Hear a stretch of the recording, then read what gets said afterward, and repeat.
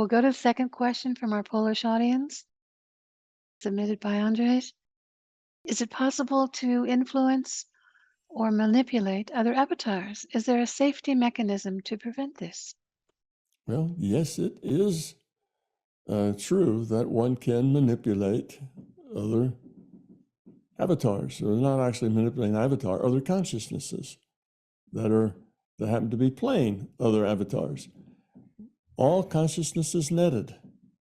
Okay, we're all in a big net, just like the World Wide Web. Now, just because there's a World Wide Web with 100 million websites on it, doesn't mean that you have to look at each one of them.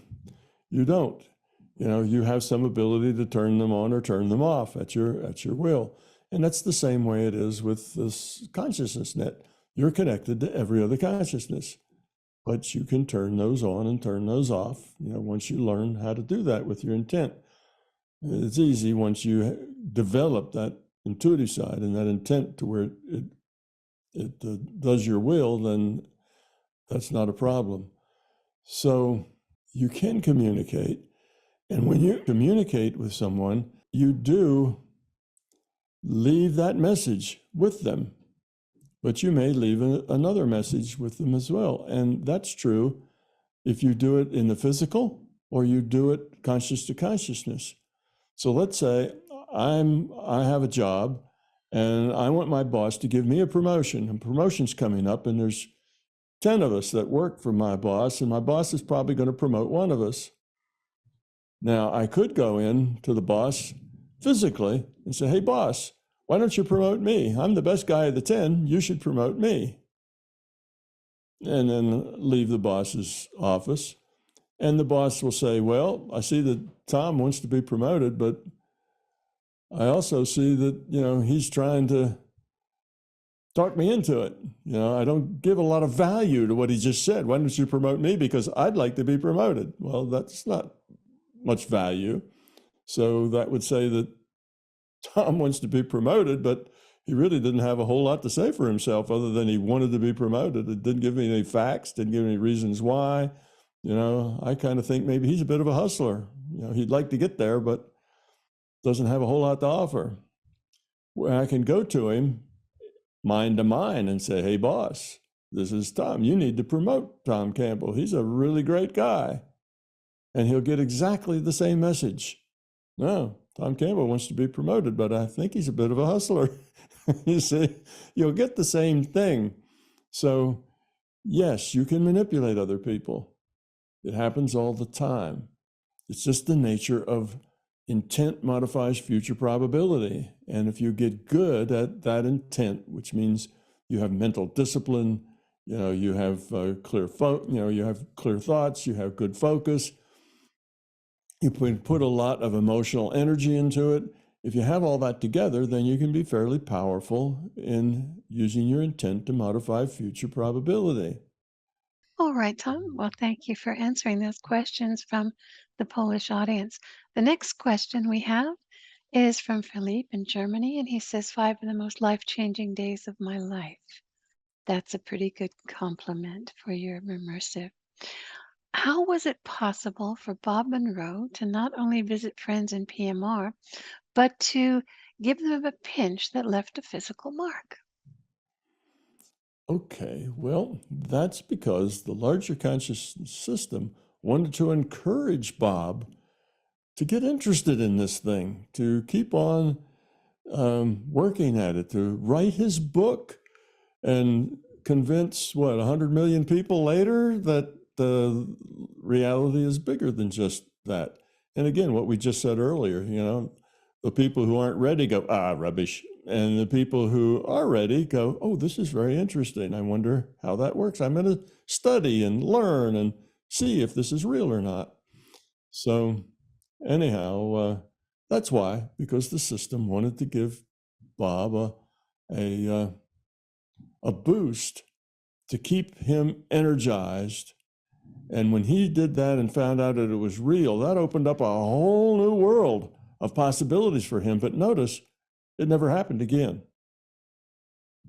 Notice, it's not like he could go around jerking people around or slapping people he didn't like or any of that sort of thing. It just happened that one time because that was just a gift given to him to help encourage him. And he knew that. In some intuitive sense, he knew that that wasn't to go out and pinch everybody because you could, or do other things to people because you could. It was just a one-off to help you see a bigger picture and to realize that even though, okay, out of body's strange, but guess what? It's even stranger than that. You see, that's why he got that. It's why my son, when he and I went out, I've written in the first part of my book, when he and I would go out of body, he hit his head on whale bones. And it wasn't because, some miracle occurred. It was the system. It was just making a point to him and to me that, there's more to it than even just the non-physical.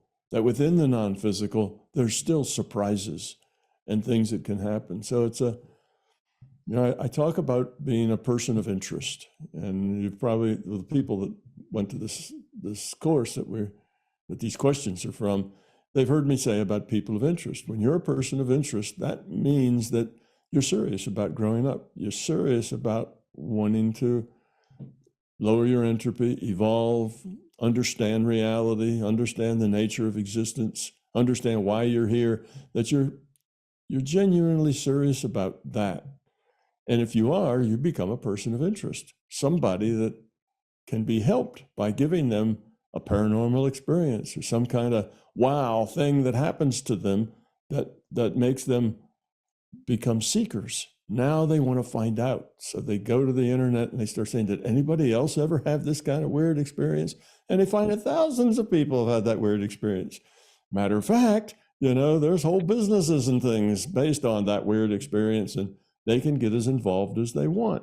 So that's, a person of interest. The system helps them take those steps and see that. And it can do it in all sorts of ways. Synchronicity are ways that it can do that, or little paranormal things that happen. It can do that. A precognitive dream, anything that basically breaks the dominant belief in materialism will serve to do that.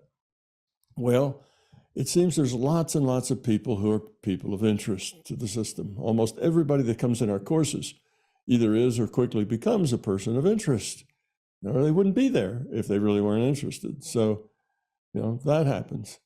But then there's persons of interest, and there's persons of even greater interest.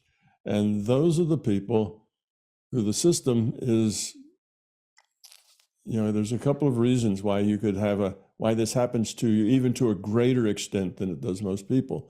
One is that you are an older soul, you've been around a lot, you've learned a lot, and you're really pretty grown, and now you're in a new avatar, and you're trying to pull it all back, out of your memory space, out of who you are, pull all that knowledge back to where you can go on from there. But before you can go on from where you left it the last time, you have to get back up to where you were the last time. And though that's a pretty usually quick thing, you need little triggers and little things to help you get there. So what we call the old souls that have been around a while, they will have more of those things happen to them to nudge them to see bigger pictures in order to get back to the point where they're now aware like they were before, but still have a lot more life to live, to learn, to go even further. So that's one reason that you could be of special interest to the system. Yeah, The system's especially. trying to prod you a little bit, and it gives you these bones just to help you get back to where you were more quickly. Okay. And then there's another group after that that's even more of interest to the larger conscious system. And that's those people that the system wants to use for a specific reason. Those people are going to grow up and do some things that are going to help lower entropy or help people understand in a larger way. So they come with kind of a mission, these things they're supposed to be doing. They need to wake up and understand the reality, and they need to do it sooner rather than later. So those people then get even a larger banquet of paranormal and very strange experiences handed to them. And you kind of know that's true when if the people who get these experiences are freaked out by it and it frightens them, then they're not ready, right? And usually those experiences go away. But the people that get even super strange experiences, it doesn't frighten them at all. They just go, gee, life is strange, and they go on. And they are ready. So that's one way the system knows whether you're ready to take the next step or not. So if he's trying to prod an old soul and the old soul gets freaked out because they're not used to flying around at night or whatever, having precognitive dreams, then they're not ready yet.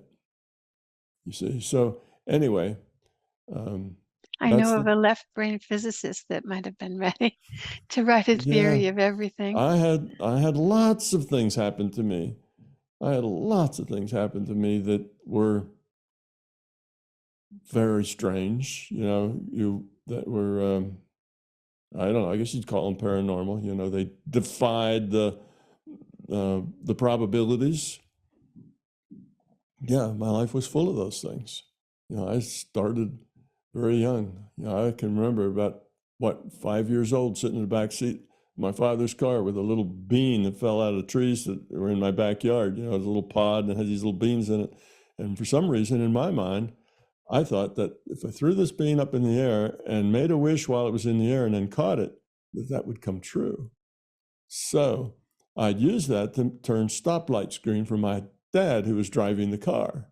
When we get to the next stoplight, it'll be green, and then pretty soon I forgot the bean. I realized the bean really didn't have anything to do with it, that I could just do that with my mind. So, even as a little guy, I was practicing, modifying future probability with intent. To me, that was an obvious thing to do. So yes, if you're a person of interest, you get these little ideas and things, and stuff happens to you to wake you up. It's just the way it is.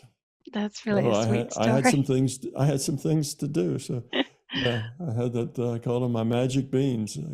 I don't even remember the name of the tree, but they were just big seeds. They looked a little like buckeyes, but were smaller than that. Which looks sort of like a chestnut or something, but smaller and shinier. But anyway, That and the magic it grew pocket. in the alley out behind the house. Oh, all right. What That and about the magic pocket? Oh yes, I had a magic pocket too. Bob Monroe had a magic pocket. Yeah, he also had one. So it's something the system does to wake up people. He had a magic pocket. My magic pocket was in an old pair of pants that were old, not because I wore them old. They were old because somebody else wore them old, and they were hand-me-downs. And I was too small to get into them, but they were being kept in a closet for me to grow into them. And they had this pocket in it. And I could reach in that pocket every once in a while, and there'd be money in the pocket. And I knew intuitively I wouldn't reach in it again like the next day, that wouldn't work. There wouldn't be any money there. And if I gave it enough time, and if the need for the money was a good need, like I needed some extra money so that I could buy things for my family for Christmas, that kind of thing. If it was a good need, then I could, if I didn't press it too much, I just get that feeling, I should go check the pocket, and I would, and there'd be more money in it. And I pulled money out of that for years, just pulling money out of that pocket. And I'd empty it, and there'd be more money in there. And no, nobody was sneaking money into the pocket of those old pants that were stuffed back in the back of the closet. The system was just doing that to help me get the idea that life was strange, and that strangeness was actually ordinary. It wasn't any big deal. Just kind of get used to that idea. So you could remember these things when you were a skeptical physicist Yeah, and continue on with your journey. yeah, Well, these things exactly. are rare on the fringe. There's things with Yeah, Bob Monroe, this evidence for him. I didn't know he had a magic pocket too. yeah, That's he did. interesting. He did. But And I expect those are there are fringe probably things. hundreds of people out there that have magic pockets, because once the system has a ploy that it uses that works, Yeah. it uses it, it uses it all over. So there's lots of things that, I know they have virtual realities that they give people, and they are the same, Yeah. because it is like a game and other people can play, because I've run into numerous people who've had the exact same out of body experience that I've had. I mean, exactly, right down to the last Exactly. detail. Mhm. Not just similar, but the exact same experience with the same players, the same characters, saying exactly the same things, exactly the same way. And well, it's just like playing any other video game, right? It's a virtual reality, and it has this little thing that it's a test, has somebody, can take the test. So I've run into people that, had exactly the same test. Matter of fact, I had a test that, Bob Monroe had. I think I wrote about that in it. So there are tests that the system uses, because if they work well, why would it not use it again or use it often? It just doesn't have to keep It's a reinventing new ways. virtual reality copy and paste, right? Yes, Yeah. virtual reality. It's a virtual reality. I mean, how many people can play a virtual reality game? As many people as has access to it, right? And they'll find the same characters, and those characters, those NPCs will say exactly the same thing in exactly the same way, give you your quest in exactly the same way, and the quest is exactly the same quest as any player who plays that game. And Oh, yeah, it's a virtual reality game, but all the out of bodies are like that. They're single player games that between you and the system, but it usually gives you a custom game to help you grow up. But I think there's a certain number of its games are just standard. It doesn't wow. have to it doesn't have to keep reinventing that wheel. It's got something that works, it uses it. Well, Philippe, you got more out of your question than I bet you expected on that one. So, so thanks for asking it. Yeah. That was very fun. Our next question is from Isabella from Austria. I have a question that I've never been able to ask anyone because first, I've never wanted to talk about it, and second, I didn't even know who could answer it. When I was a teenager, I had many lucid dreams. Sometimes they were so frequent that I couldn't distinguish what I was doing in the dreams and what I was doing in this reality. It got mixed up, and often this reality seemed like a dream to me. I could sometimes see future events in my dreams and a lot of other things, but I could not consciously cause any of them. I did not know that I could learn and control and improve them. I didn't want to talk to anybody about it because I didn't want to think that I was weird. It was back in the 80s. Nobody in my family or any of my friends had any interest or connection to spiritual issues. One day I woke up from a short nap, and without a warning, I was filled with an incredible, indescribable, intense feeling of love, and at the same time, a most intense feeling of immortality. Time stood still, and I had a feeling of sinking into eternity. It was so incredibly intense and so far away from anything I could compare to it that I didn't tell anyone about it. There are no words that could even come close to explain how I felt in this endless moment. I was love and immortal at that moment. And here's my question. What happened to me? Where did this experience come from and why? I was not a spiritual person at all, not religious, and I had no clue at all why I felt this love and immortality. I don't have lucid dreams anymore for a long time, and most of the other things I could do are gone too. I hadn't thought about it in a long time, but 2 years ago or so, the memory came back and the urge to find out what it meant. And that's when I started looking for an answer. But I didn't find anything at all in all of those books that I read that really made any sense. And that brought me to MBT. And your teachings opened my mind and my heart. I think you're the only one who can give me an answer that isn't a guess or a belief. I'd be so happy if I could finally resolve what happened to me in this very special moment. Thank you. So that was Isabel. Hmm. Well, Isabel, Isabella. it would seem that you are one of these people of special interest. Not just of interest because to wake you up, but of interest probably because you're an old soul that's been around a while and you just needed some nudging to get you back up to where you were last time so you can move forward this time. And that experience that you got, there was actually some other facets to it that you didn't mention in your letter. Not only would you have felt immortal and complete and total love, you also would have not had any identity. You wouldn't have been Isabella. You just would have been a part of everything. And you would have actually felt like you were everything. You know, you were everything. How to say that? You're the blades of grass, you know, you were the rocks, you were the mountains, you were all the people, you were everything. You'd have that sense of being one with all, but not as Isabella, but as one with all. No sense of identity at all as Isabella, just as the identity. What that was you were being shown what it's like to be the LCS, how the LCS sees life. You were able to feel and be conscious at a very low entropy. You were able to have the sense of, what should I say, a sense of being the larger consciousness system. You had the sense of being just pure consciousness, pure low entropy consciousness. And that's the way consciousness is. That's the state we're all growing up to be. Now, we've got a long way to go, but that's where evolution is taking us, to that state. And the system gives that experience to people for several reasons. One, to wake them up, which I think is probably your case, because you had all those lucid dreams and so on, which was, again, supposed to get you thinking, oh, life is kind of strange, but that's the way it is. No, I don't need to talk to people about it. And that was a good choice. You should keep that to yourself.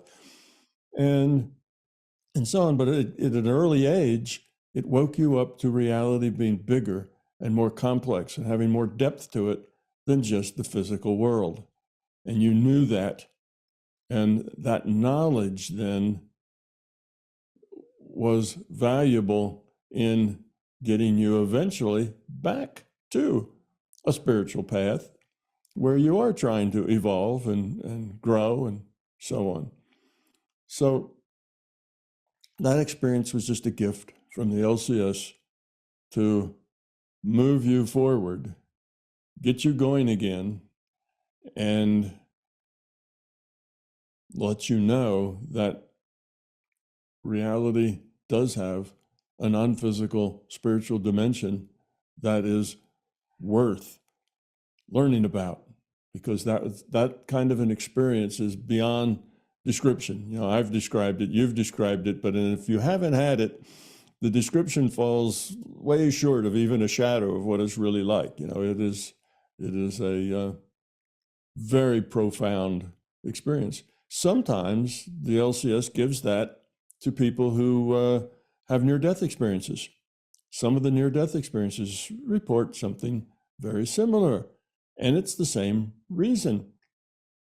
Those people hope that they will go back and tell lots of people and maybe even write a book about it, which spreads that word. It spreads that information. Well, you didn't write a book about it because that really wasn't, I guess, where you were coming from. You just needed a little wake-up call to get you going again down a spiritual path. So that's what happened to you. That's why you had the initial experiences when you were very young. It's the way the system works. So you should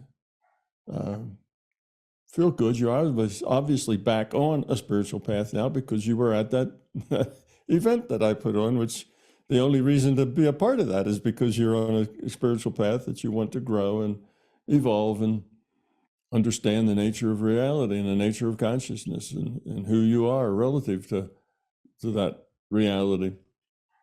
So you're right on the path you're supposed to be on, and probably right on schedule for the for your age and where you are and where you left off. So that's what was going on. Do you think, Tom, that I know you often say we are a part of the larger consciousness system. You hear that metaphor a lot. Hmm. We're all one. We are part of um, the one source. Do you think that temporarily, Isabella, that partition that is the free will awareness unit lifted and she was then rejoined with the LCS? Well, I would just say that yes, she was given an experience of being an extremely low entropy consciousness, and it's yeah, she's a free will awareness unit, connected with an avatar, but she's still consciousness, and she can have that experience. That experience was given to her, and it wasn't something she was shown like she saw it, like you see something in a movie or on TV. She was it. She experienced it. It wasn't that she saw it. It was an experience, and she was it. And she can have that experience again. It's not just one, it's not like you only get one. You can have that experience. It's such a profound experience that you wouldn't want to have it like every day. That would just seem to cheapen it. But it is an experience that you can have. You can go to meditation, connect with the LCS, let it know that you'd like to experience that again. And if you're doing well and it thinks it would be a good thing for you on your path, then you'll get it again. Well, thank you very much, Isabella, for your question. I hope that answers it well for you. Um, the next question is from Andre in Switzerland. I would be interested in Tom's view as a physicist. Currently, we are facing a pole shift and the galactic radiation is changing, Earth's magnetic field, etc. There is a theory that this also results in new skills and abilities.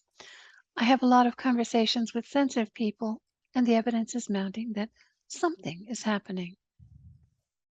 Can you comment on that? I will comment on that. I would agree with those people. Something is happening. And I believe what's happening is maybe we'll call it a quickening. That may be a good name for it. But, growth accelerates, evolution accelerates. The more you evolve, the easier it is to evolve more. It's like learning accelerates. The more you know, the easier it is to know more. When you're totally, absolutely ignorant, it's really hard to learn anything. You don't even know you probably think you already know everything. You don't even realize there's other things out there to know. So when you're most ignorant is probably when you're most likely to feel omnipotent, that you know everything, because you're totally unaware of all the other information that's out there. So yes, indeed, I think something is happening, but I think that's just in general our evolution. I think humans are evolving, and we're on that part of the curve where the evolution has a chance to grow more quickly than it has before.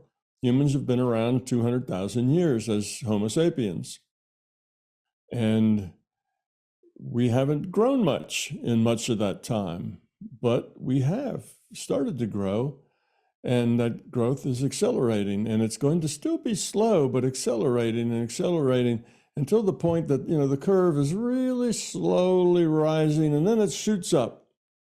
And we're right about almost to the knee of that curve where it begins to shoot up. We're not quite there yet, but we're approaching it. And that's what everybody feels, the potential of growth, of, taking our love to another level, taking our caring and making this a nicer place. Now, when I say that it's right around the corner, well, that right around the corner could be a century. And right around the corner could be, as short as maybe 2 or 3 decades, or maybe as long as the next millennia. We don't know, but we are approaching a speed up. And, out of 200,000 years, another century is almost nothing. 200,000 years, one more century is like what, a 100th of 1% or something.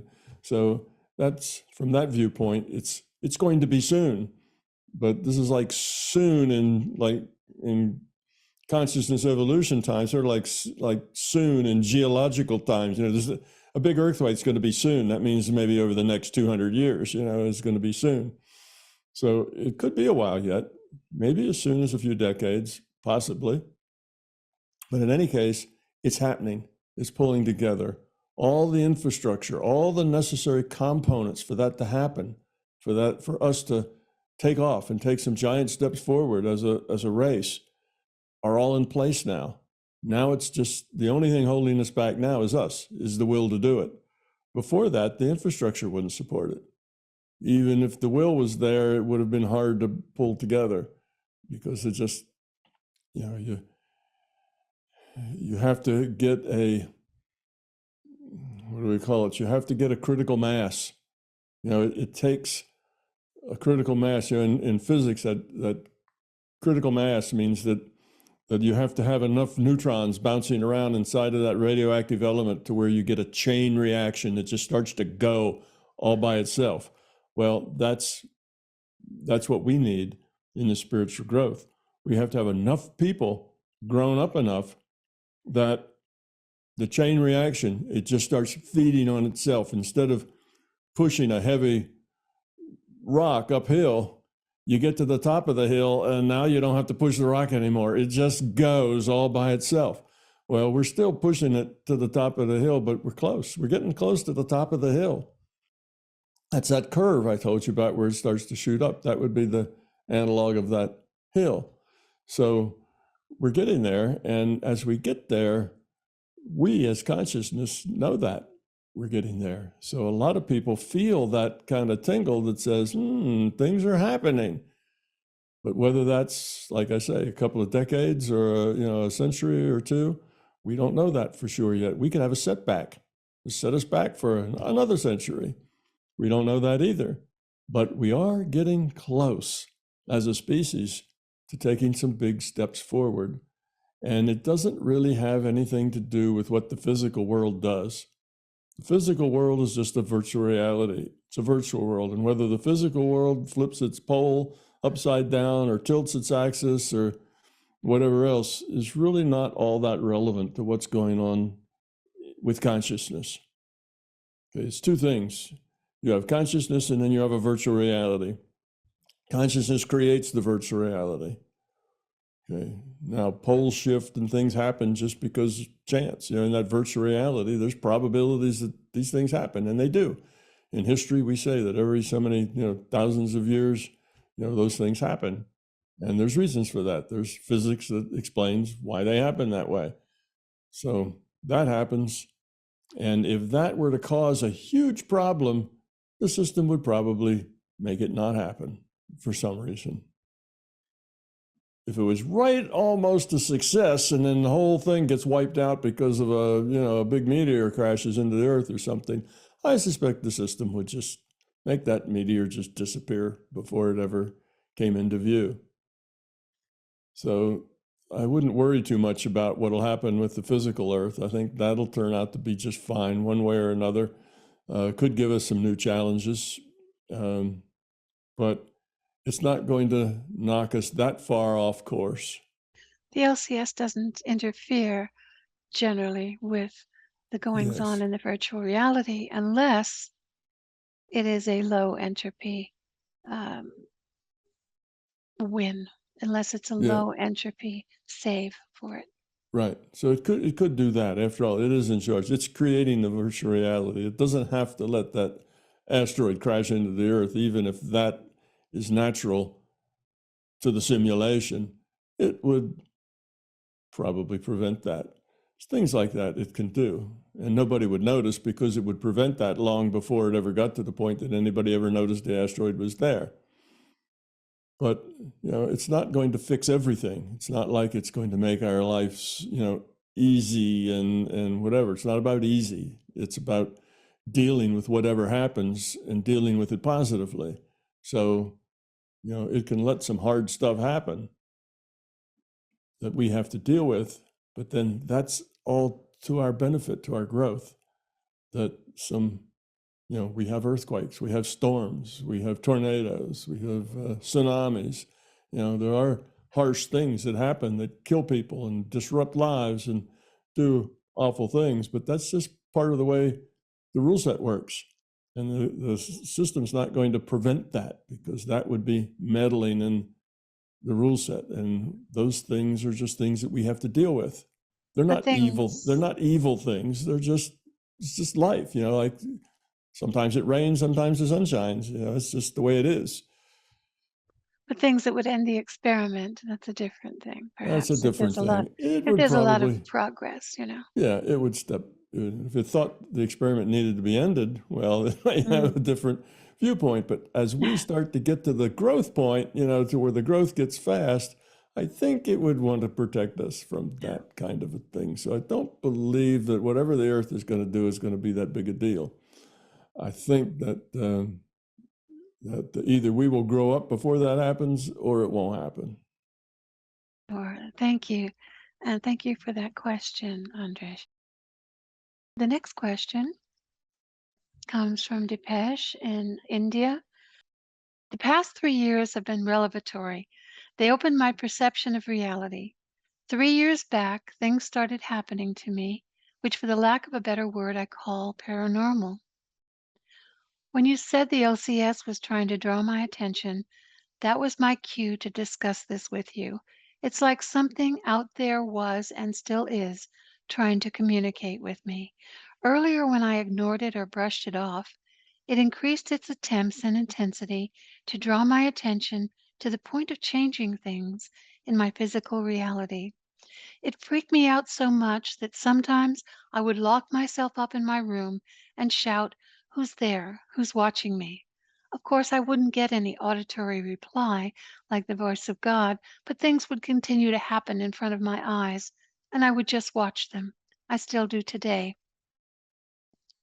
After some time, I thought I'd give it a try and see if it communicates back with me. So I'd say silently to myself, like giving an intention, "If you're around and listening, show me a peacock." Now, there are no peacocks in Delhi, but lo and behold, in a day or so, I'll be taken to a place outside of the city on account of some random reason, and there I'll see peacocks. Like you, Tom, I'm a skeptic and I don't believe anything until I have conclusive proof. So I kept repeating this experiment over and over and noting it down in my diaries. The results have been consistent, I dare say, almost 100% of the time. I thought some higher beings and advanced souls were guiding me. I also gave serious thought about aliens, pop culture ideas. Along with the above, other things that happen that pierce the veil of this reality, metaphorically speaking, are: I have seen faces of people morph into faces as I talk to them. Later in my meditation, I would be shown the connection that person had with those people whose faces were morphing in and out. A complete movie flashed where the past of the person with a morphed face was revealed to me. Upon asking, the person validated the event. He was shocked because it was a secret that no one knew about. Similar things of going on into someone's past happened many times, and I noted it down in my diaries. My conclusion: the people I see are only projections and not real, because their faces can change like a computer image. Time and space, as experienced in the physical reality, is an illusion. I could go into anyone's past, timeline, any place. The frequency of these things increased, and the methods and intensity of this weirdness kept ramping up.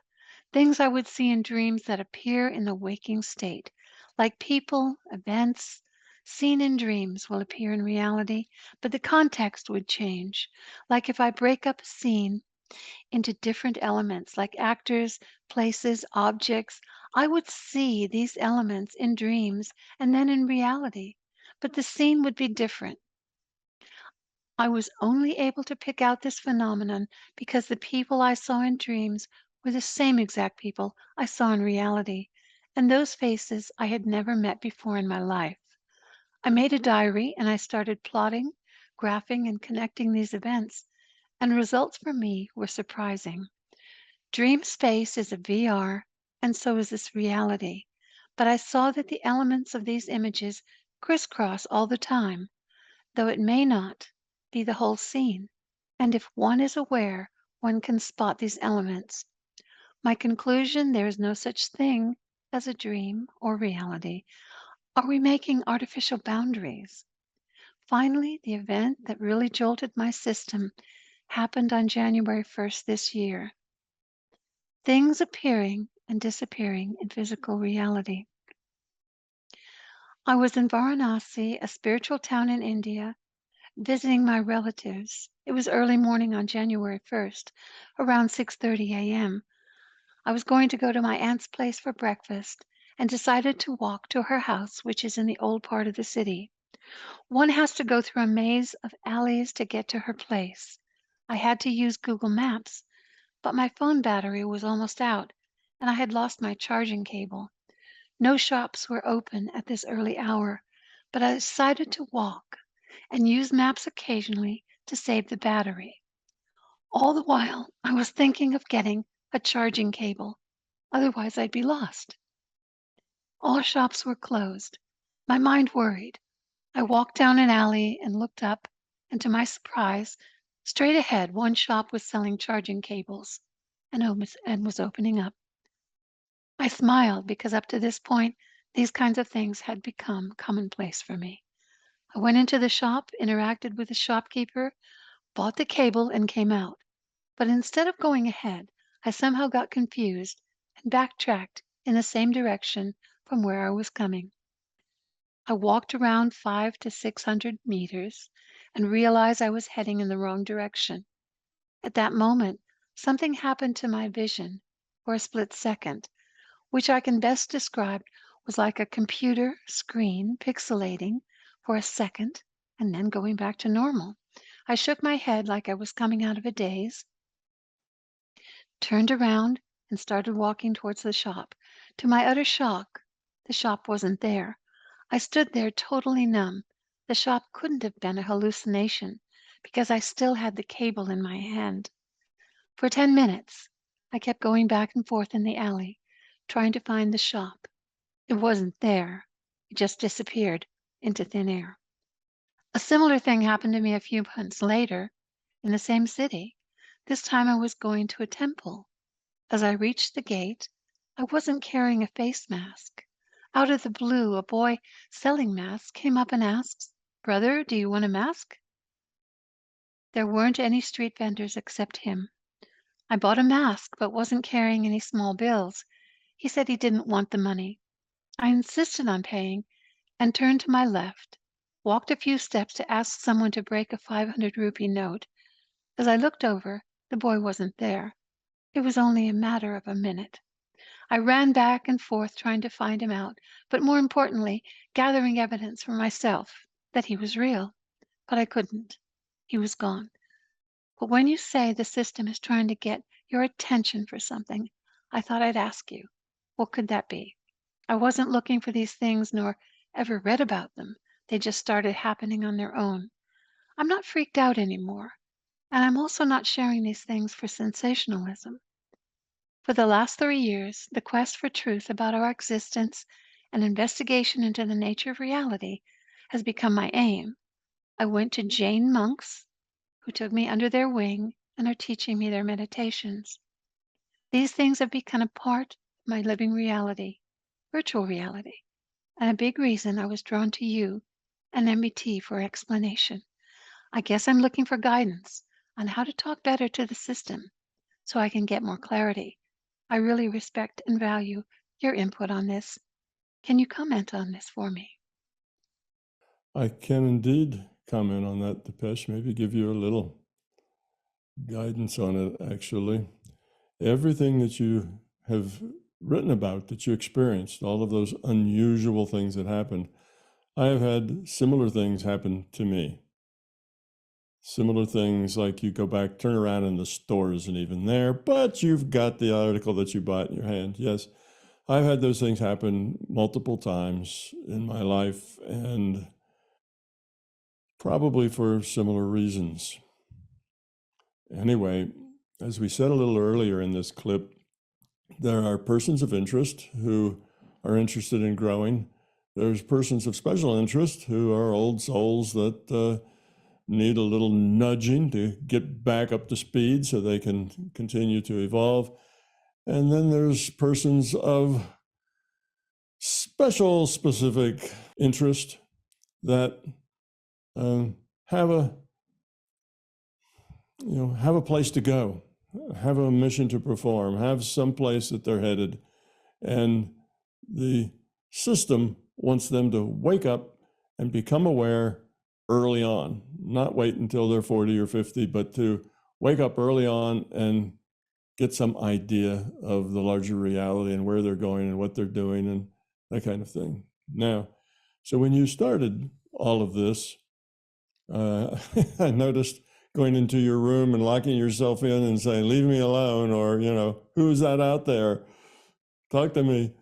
I never did that. That was outside of my experience. I'm kind of where you describe your later experiences, where I'd always have those experiences and I just think about it and say, I wonder what that was about. Well, maybe I'll find out later. I think it's something that has to do with the future, and I just don't know. And I left it at that. I guess I was just naturally easy for me to make peace with things I didn't understand, live with uncertainty. So I just accumulated things like that. And like you, I accumulated lots of them. I didn't write any of them down because I thought they were just for me. And I'm sure you had that same idea. I got the sense that they're just for me. They're not really for other people to experience, which is why you were shy about reading them, because they're, to everybody, because they're just for you. So I didn't need to write them down because I would remember them. And I didn't really feel like I needed to remember them. They were there just to prod me into an understanding that reality was deeper and broader and more interesting and more intricate, and that I had some sort of relationship to it. And I just kind of knew that, but didn't process it, didn't do a lot with it. I just let it be because I wasn't ready to do anything with it at that point. So I'd have these, they weren't written down, but I remember, that I would have things, and just like you turn around and the store's not there. And you just stand there totally dumbfounded, like, what? And then you think about it, well, this is like the third or fourth one of those things that happen. So you just go on with your life and figuring if it's important, it'll come back out and it'll make sense to you one day. And if it's not important, well, it's not important. What else can you do with it? Not particularly worry about it, but just let it be. And anyhow, so I understand what you're going through. I didn't lock myself in my room and I didn't make notes, but other than that, I did experience very much the same sort of things you are experiencing. And I think what that means is that in the beginning, you weren't quite ready for it yet. That's why you went in your room and said, okay, talk to me. What's going on? Speak up. Who's there? And because you wanted to bring it out into an intellectual space where you could deal with it in an intellectual space. And that is something you weren't ready for, because that would have pulled it into your intellectual space. Your ego and your beliefs and things would have gotten twisted around that axle, and you just weren't ready yet for that. So it waited and kept doing things to where you'd get relaxed with them, because they happen so often, you'd begin not even to think too much about them. Oh yeah, the store disappeared. That's interesting. Wonder what'll happen next. At least that's kind of where I got with it, to where it just, it was a part of life, and I'd either find out about it later or I wouldn't, and nothing I could do about it anyway. So you're getting more ready now. So the system is escalating a bit, and it's trying to communicate with you. It's, when stores disappear and you're still left with evidence in your hand, like you said, it's getting a little more serious. You're getting more and more ready. And eventually, you will have opportunities that will unfold, and you will be nudged to grab hold of them. You'll be nudged to go there. You'll be nudged to take this step. And I would suggest several things to you. One, be open to everything. Life is strange. Reality is even stranger. And just be open to wherever your path may take you if it seems like it's in a positive direction. And your intuition now is developed enough that you can tell. You'll be able to tell. Your intuition will tell you, should you walk down this path or not? Just like it was your intuition that told you to go ahead and walk to your aunt's house for breakfast, even though you didn't have enough battery power, you didn't have this or that. It said, that's all right. Go ahead anyway. So you did, because you listened to your intuition. So your intuition has also set you up for these things to happen. And keep following that intuition, because it will take you where you want to go. But 2 pieces of advice. One is, it is just for you. I would keep it to yourself. I wouldn't write a book about it, all your experiences. I wouldn't share it. I would be just like you. I'd be shy to tell anybody about it. And I'm telling you now in a somewhat public venue, but still, it's going to be very limited, the people who see this and what they do with it, and what they, it's not going to crash into your life, I think. So it's almost private, though it's in a public format. Sometimes things that are in public are the most private things. They're secret out and open is often the best kind of secret to have. So anyway, I would keep it to yourself, because it's not for everybody. It is just for you. It's for your own growth and for your own development. And secondly, stay skeptical of everything. Be that hard-headed scientist type mind that needs to be convinced of every step along any path. Don't get to the point where you ever just throw in and say, well, that's it, I'm a believer. I won't question anymore. I'll just go with the flow. That is not a good space to go in. As soon as you stop questioning, as soon as you become a believer, you lose your ability to really grow so much. The growth is in the questioning. The growth is in the pursuit of answers and understanding. And that will only take place as long as you stay skeptical. So that, more paranormal things are going to happen to you, and you'll get information. And sometimes this information will be valuable information. And sometimes it'll be a red herring, just to see whether you're gullible enough to take it. So you have to be skeptical of everything. Because if you're gullible enough just to believe it just because it came through this link that you trust, that's not good enough. You have to make the choice. This is a good thing to do. And you make that choice, and you take the consequences. Don't let your premonitions or your intuition start to make all your choices for you. Listen to it. Always consult your intuition. Always consult that voice that speaks to you in the back of your mind, but make it your own choice. Don't do it because you're being nudged to do it. Do it because it's your choice. So stay skeptical. Don't let even your best friend or the voice you trust from the great beyond, talk you into anything that you're not sure of. Be sure of it before you take that step. That way you will learn so much more than if you try to get to the point that you surrender to it. You might have guessed I'm not big on surrendering. I'm big on surrendering some things. You should surrender your beliefs. You should surrender your ego. You should surrender your fears, but don't surrender your choices. Those are yours, and they must always stay yours. So the LC has some plans for you, and they will unwind as you become ready for them. And other things will come to you to help make you ready.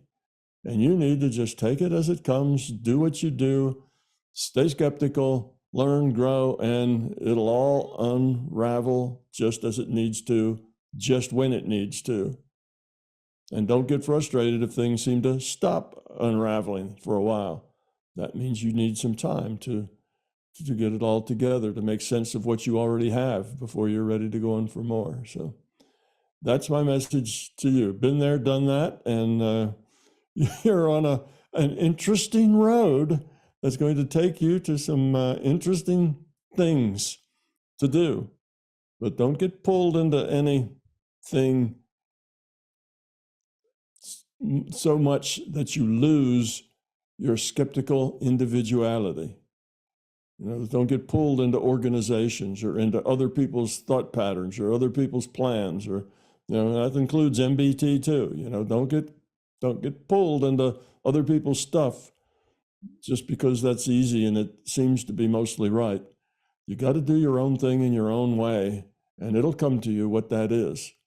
So you can go into other ideas like MBT or like whatever it is you have over there in India. You got a lot of choices in India, a lot of spiritual paths over there.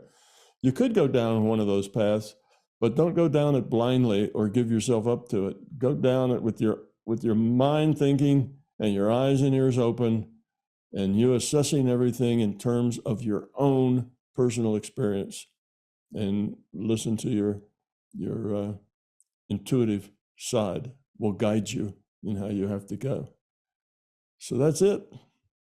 Have a good trip. My trip has been wonderful. It's been terrific. I've enjoyed it. I've learned an awful lot. Still learning now, and I don't think my learning or my trip, either one, will end until I drop dead. And then it'll go on elsewhere in another form. But for now, you're at the beginning of a journey that is just beginning.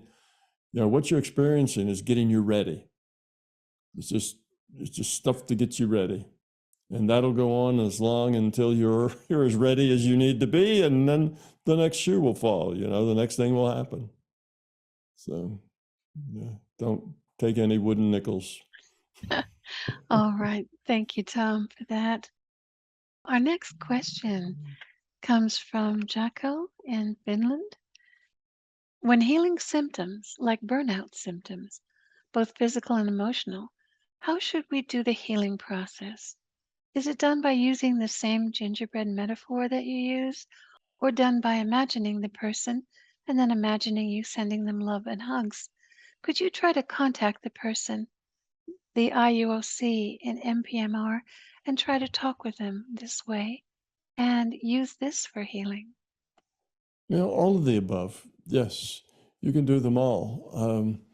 If you're trying to heal somebody who's basically just burnt out, I think that's what your question is. That's their problem. They're not really sick, but they're just burnt out and have a hard time getting the energy and the ambition to get up and do anything. Well, for one, if they just started that, sometimes you need to just let them be. They need to be burnt out for a while. But if they've been that way for longer than is necessary for just resting and recuperating, if they're wallowing in their burnoutness, that's probably because of they're kind of trapped in a self-referential cycle. And people often get that way when they end up in self-pity. It's just too much trouble and it doesn't matter anyway, and they get into the life is just not worth it. Those sorts of things. Mainly that's because they don't feel that good about themselves. That's usually the source of that, where they just don't seem to have the energy to do anything. It's because they don't feel all that successful, that they're doing anything isn't really going to make a difference anyway. It isn't going to be that important, and everybody could get along just fine without them, so why should they bother? See, that's a lot of negativity pointed at self. So that would be one possibility. You didn't tell me enough in your little message for me to know exactly what you're talking about, but healing people like that, you'll get all types. You'll get some that are just very, they're just wallowing in self-pity. That usually takes you to clinical depression. And if it gets severe enough, it leads toward having ideas of suicide. But if it's somebody who's just burnt out and doesn't seem to be able to get enough energy, the way you should approach that is give them, when you get into your altered state and you want to have an intention that they be bright-eyed and bushy-tailed, that they get excited about something, that they find something that just interests them and that they want to dig into. Doesn't matter really what it is, but have that as your intent, and that'll make that probability of them actually doing that will go up. So that's one thing you can do. Have your intention for them to find something that is positive, not something awful like, how do I rob a bank and not get caught, but, something positive that they can get interested in. Because what they're lacking is interest. And usually people lack interest when they feel very little purpose. So you can also give them some modify future probability for them to refine purpose. Find a purpose as well as find an interest, something they can do, some help they can be, something useful for the world, something that they have maybe the right attitude for, skills for, or whatever. Help them with that. You kind of know the person well enough, I guess, to know maybe what they would be suited to do, but give them some of that energy and let them see themselves what that would be like to be that person. Oh, a person who's contributing, a person that everybody is interested in emulating or interested in meeting or being a part of, because they're doing things, they're helping, they're being part of the solution. And that makes everybody feel good. So give them some of that. This is the way it would feel if you were to do that. Put that in their intent. Okay. Then the last thing you can do is just give them a lot of energy, just a lot of white light. I call that energy. Energy is just a metaphor. There really is no energy. It's what we call something that makes a difference. And your intent is what really makes the difference. So give them some energy that has your intent, that just is bright white light, and fill them with positiveness, that they feel positive in the world. They feel like they can make a difference. They are important. They are significant, and they have a lot to contribute. And you just give them those thoughts, pump them up full of white light, and say, go find a way to contribute. And do that every day for a couple of weeks, and you'll see a difference. Make all the difference in the world. If the person's clinically depressed, that may not be enough. They may look at that and turn it into something negative. They may, as soon as you show them something better, they may say, I could never do that, because they're clinically depressed. They're very negative on themselves, and they may turn everything that you give them that's positive into something negative. So be aware for that, look for that. If they're clinically depressed, they don't need anything else to make them negative. So be a little bit aware. If the person's getting more depressed and deeper, don't keep pushing on that. It may be that they are taking the positive vibe you're giving them and denying that they could ever be that, and therefore using it as a way to beat themselves down even more. So In be a little addition, sensitive. sorry. In addition to sending them white light, can you try to gently talk to them in NPMR to You can have conversation. calming Yeah. kind of things, possibly? Yeah, you can say, George, you really have a lot to contribute. Things you could do, help you could be. And name a couple of things that are maybe stuff they could volunteer for that really would be useful in the world. And it wouldn't really require any resources of theirs, just some of their time. And get them back into life again. They need interaction with people. That's another thing you can give them, You need to interact with people. You need to get back into life. Get plugged back in. Talk with people. Yeah, I know there are a lot of jerks out there, but yeah, there's some nice people out there too, and you shouldn't miss them. And you give them that kind of a vibe. Well, that your intent on that will cause that more likely to happen. And you're talking to them about telling them they have a lot to contribute and that they need to get involved in things. And you have to have some suggestions for them, though. You can't just give them things that aren't concrete. They will respond much better to concrete things. So you need to get back into life, such as, and depending on them and who they are and their interests and the things they know or don't know, it has to be custom built for them. You start giving them some things they could do, some ways they could be helpful. And if you do all those things, I think you'll see they'll turn around and perk right up. They just need a little nudging in a positive direction. They probably got a kind of a lazy, negative attitude toward life and themselves. Mm. All right, thank you. He's got a second little question. What is your take on soul families? Is there such a thing? And the LCS communicating with you with number sequences that you see constantly. Soul families, as I understand it, is a bunch of souls always incarnate together, and they always do a lot of things together. And that's just mostly not true. It's not like that. Always reincarnating with the same people is a problem, not an advantage. The problem is it's less diversity. It's the same old stuff going around over and over again with the same old personalities. And that does not create new and exciting things to grow into. That creates feeling safe and secure and, everything's all right because I've done this 100 times before, which means there's not a lot of challenge in it, which is de-evolutionary. So it doesn't really happen. The system doesn't really support it. It's a happy thought for some people. Oh yeah, me and my best friends and my children, and we all just incarnate with each other all the time. And it's just so wonderful, my little soul family. So it's got that kind of a positive thing that people think it feels good. So they imagine that it's true, but it's not really like that. It wouldn't be good for the system. But if you are a happy, low entropy person, no matter what situation you go into, you'll find positive things about it. And you'll learn to enjoy it, and you'll learn to grow from it. And you'll find incarnation after incarnation where you're a happy camper doing well, learning and growing. But it's not because you have a little soul family that follows you around to support you.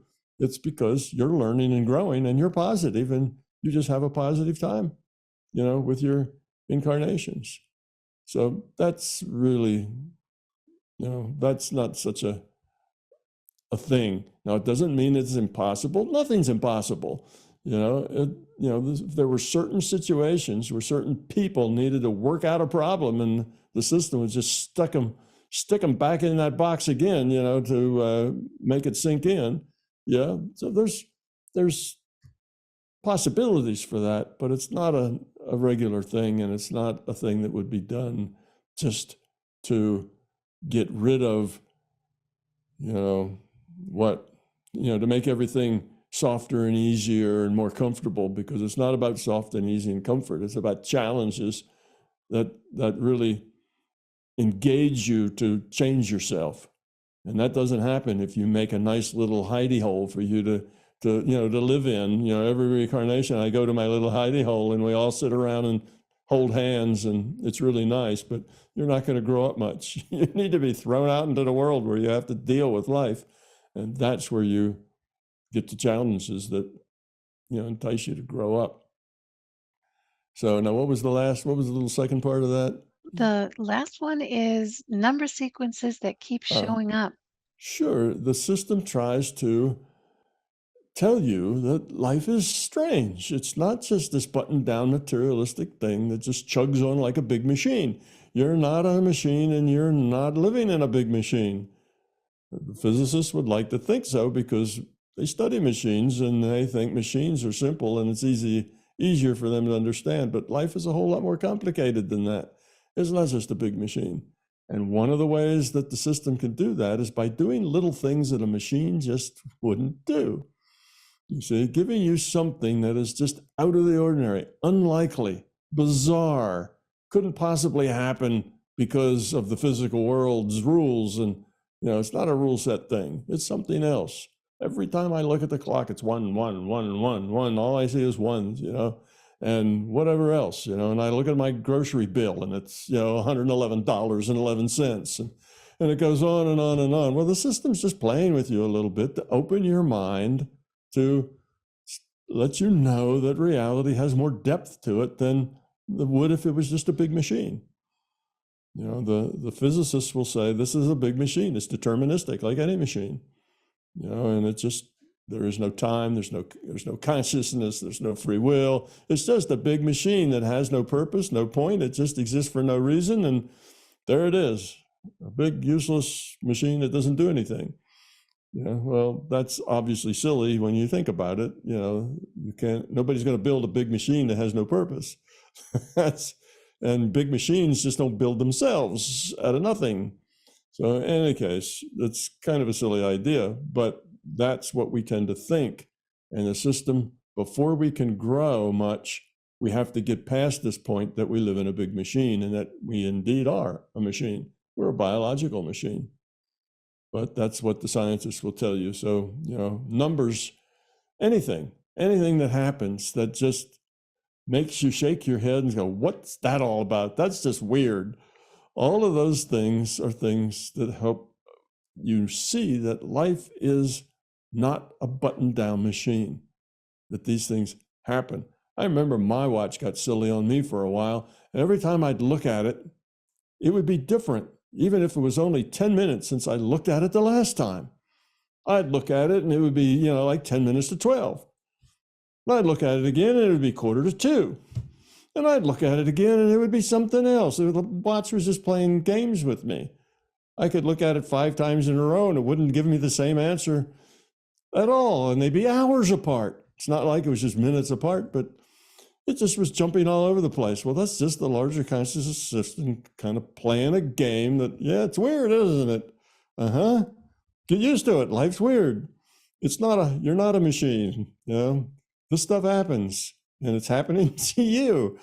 So it turns you into a seeker and you go learn about things and you end up finding out about MBT, That's what it's about. So sure, the system will do, numbers is just one thing, but it's all kinds of things in life. These synchronicities or these odd things are just little wake up nudges from the LCS. And you're probably getting them because you're ready to take it seriously. You're ready to look at it and say, I'm not imagining these things. It's not like I only notice a clock when it says 111. It really is, when I look around, I keep seeing these numbers and it's real. And that means you're already grown enough to take that weirdness seriously enough that you want to kind of figure out what's behind it. Because if you weren't grown enough, you'd just say, oh, it's just weird. Forget about it. Deny it. It never really happened. I just thought there were ones there. It's just my mind playing tricks on me. You'd make up some kind of an excuse to just brush it off and you'd go on. And that's the way people who aren't ready react to it. So you're seeing it, you're wondering about it, and you're probably right where you're supposed to be. That's a great answer. Thank you. Our last question is from Lauren in Hungary. I want a little bit of clarification about manipulating future probabilities and its relationship with fate. First, is there anything out there that we could call fate? Is it the dynamic helping and nudges from the LCS showing the way for reducing entropy? Or is it coming in a form of a plan from the IUOC? Also, in the form of nudged intuitive gut feelings. I tend to feel this something that seems to pave my way towards something in life and almost forbid some in other ways.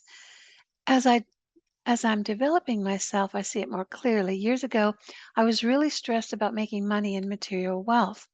Coming from a poor family in a relatively poor country, it seemed the biggest obstacle between me and what the world could offer. As I went deeper into spirituality, I saw the error of this type of thinking. Although my financial situation hasn't improved, even gotten worse, I started to follow my gut feelings and what seemed, even today, the good choice. My question is it possible that the wrestling with making money or not having enough is a form of personalized learning experience here? If that's the case, it's not too wise to try to manipulate this area of life with the intent that will make it more possible to have a more stable existence. Not speaking about riches, but normal, comfortable human life. The other thing is that I have this very strong calling for writing philosophical books that will help people, but working is interfering too much with this.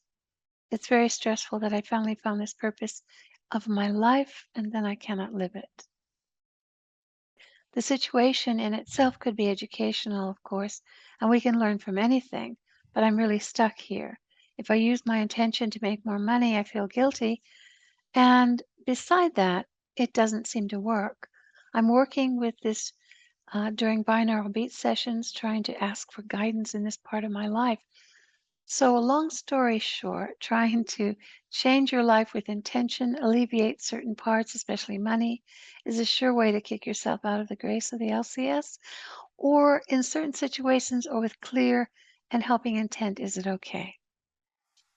Okay, well, there's a whole bunch of questions in there and a tangle. In general, if your intent is a positive one, in other words, you want to do the right thing, you want to grow up, you want to become love, you want to be helpful, you want to be part of the solution and not part of the problem. If you have that as your basic intent, if that's where you're coming from, then it doesn't matter too much what you end up doing. In other words, if that's where you're coming from, you may try something, and if that's not on your path, it just won't work. It won't materialize. It'll kind of dribble away. If it is on your path, well, it'll grow and it'll blossom. So you just live your life in a positive way, doing positive things for positive reasons, and then let life unfold. You don't have to intellectually figure it all out, map out your path ahead of time with your intellect, and then follow it. That's getting the cart in front of the horse. Now, and normally when we talk about our intellect and life in the physical world, you lead with your intellect. You figure things out first, then you go down that path. But in this case, it's much better to figure things out first, meaning figure out that you need to be part of the solution, not part of the problem. Figure out that, it's about helping others and being of service. That you do, it's fine for you to live a good life, that you have things to have, that you have, you can send your children to a good school, that these things, there's nothing wrong with any of that. That's fine. You want to be well enough that you're not always scrambling, just to get enough to eat to survive.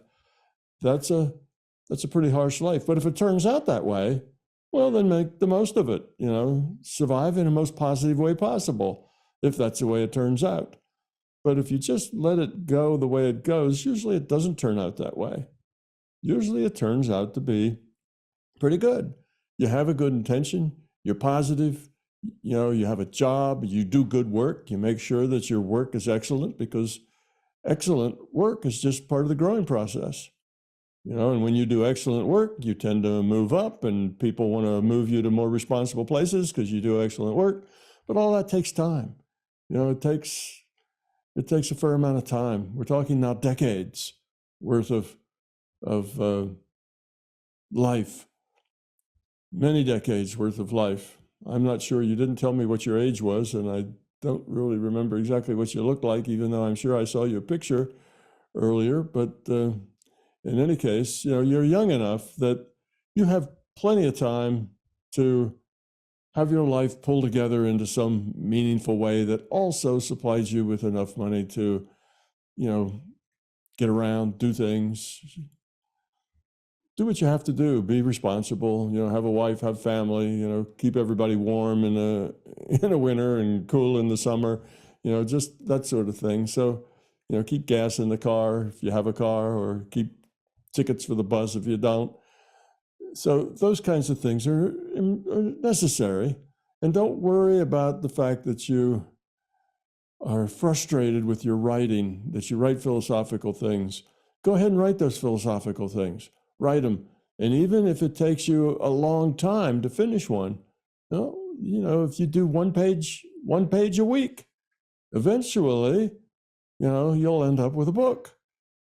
You'll end up with, I think your problem is that you're thinking about it too much.